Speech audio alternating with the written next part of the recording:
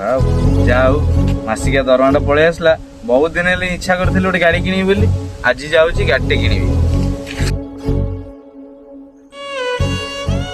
ସାଙ୍ଗ ହଁ ସାଙ୍ଗ, ବହୁତ ଦିନ ହେଲେ ଗୋଟେ ଗାଡି କିଣିବି ବୋଲି ଇଚ୍ଛା କରିଥିଲି। ଚାଲ ଯିବା ଗୋଟେ ଗାଡି କିଣିକି ଆସିବା।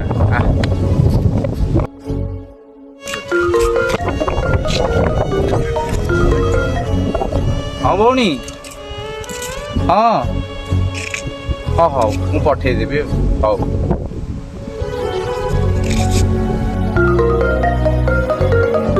ମା କାହିଁ ଫୋନ କଲେଣି? ହଁ ମା, ହଁ ହଉ ଠିକ ଅଛି, ମୁଁ ପଠେଇ ଦଉଛି। ଆରେ ସାଙ୍ଗ, ପଇସାଟା ସବୁ ଘରକୁ ପଠେଇଥିଲୁ, ଭଉଣୀ ପଠେଇଥିଲୁ, ମାକୁ ପଠେଇଥିଲୁ, ତ ଗାଡି ଏବେ କେମିତି କିଣିବୁ? ଆରେ ସାଙ୍ଗ, ମୋ ପରିବାରଠୁ କଣ ଏଇ ଗାଡିଟା ବଡ? ହଉ କେବେ ପଇସା ହେଲେ ଗାଡି କିଣିବି ଆଉ। ତା ଆସିଯିବା। ହଁ ହଉ।